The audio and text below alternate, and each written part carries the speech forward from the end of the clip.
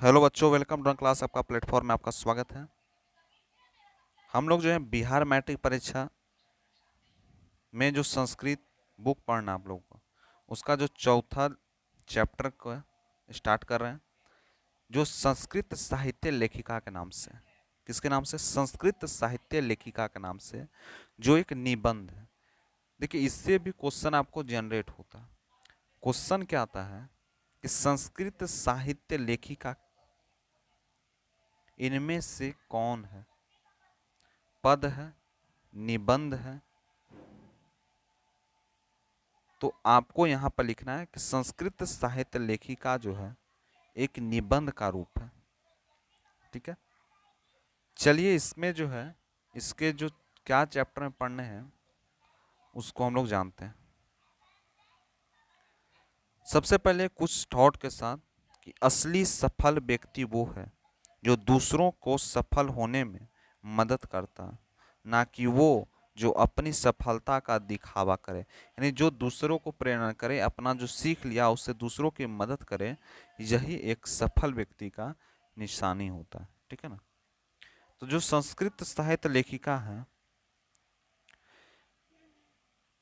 इसके बारे में जानते हैं, यानी संस्कृत साहित्य की लेखिकाएं कौन लेखिकाएं उसके बारे में चलिए जानते हैं हम लोग।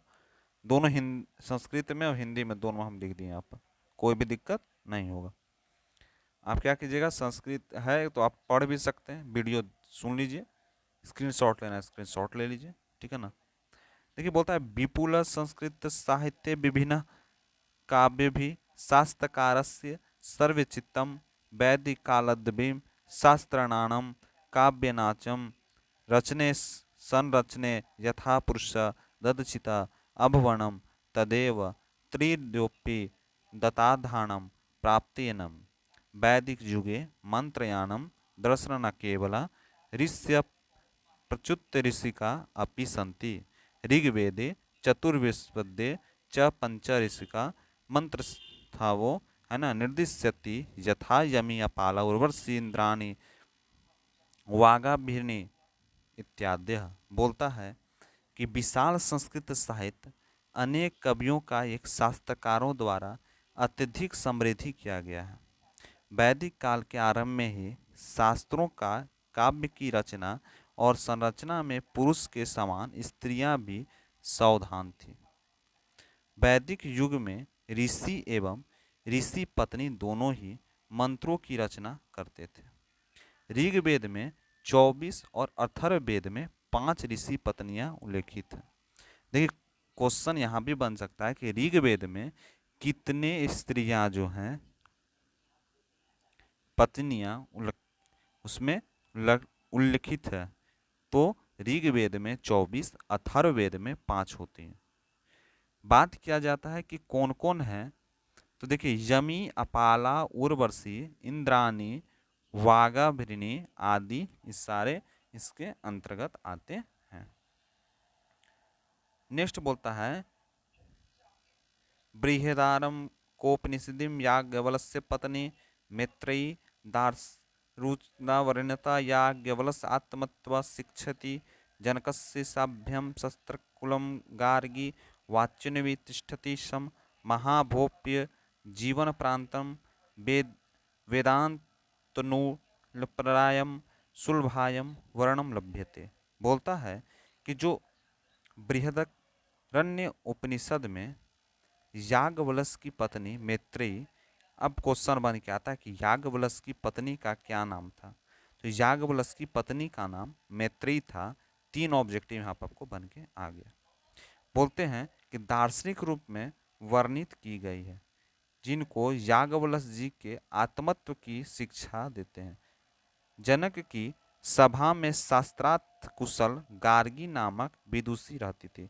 बोला जाएगा कि जनक में की सभा में कौन शास्त्रकार कुशल गार्गी कौन रहती थी, कौन से विदुषी रहती थी? तो वह गार्गी नामक विदुषी रहती थी। लिख दीजिएगा।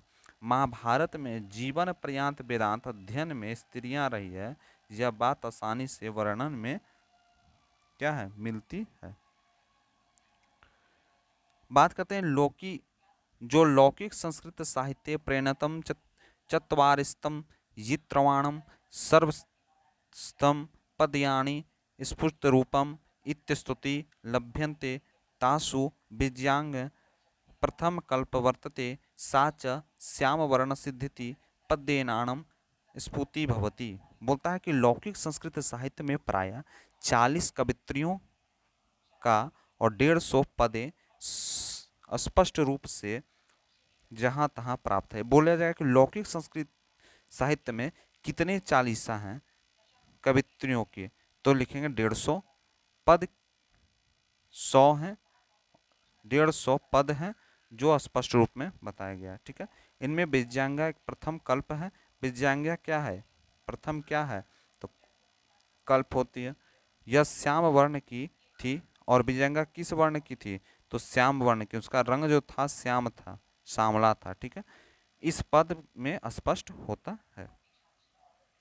बोलता है नीलो, फिर क्या बोल रहा है देखिए, तो नीलोत्पल दल श्यामम विज्ञांकामणम जानता वृद्धे वदंडिना प्रोक्ता सर्व शुक्ला सरस्वती। बोलता है कि नीले कमल के समान श्याम वर्ण में की विजयांगा को न जानते हुए सरस्वती को सर्वकुशल दंडित द्वारा व्यर्थ ही कहा गया है।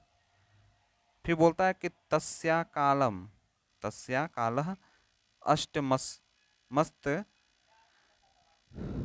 मित्यनुमते चालुक्यस्य च चन्द्रस्य या राज्ञी विज्ञांका इति मानते किच्चशिलं भट्टतारिका देवकुमारिका रामभद्रबा प्रभृत्यो दक्षिण भारतीय संस्कृत लेखिका स्पष्ट पद्य प्रसिद्ध है। बोलता है कि उनका जो समय 8वीं शताब्दी अनुमान किया गया है। अनेक वेदांगों का मानना है कि चालुसवाद के राजा चंद्रदित्य की रानी विजय भट्टाचार्य ही विजयंगा है, और कुछ ही शिला भट्टाचार्य, देव कुमारी, रामभद्रा आदि दक्षिण भारतीय संस्कृत के लेखिका के कविताएं प्रसिद्ध है।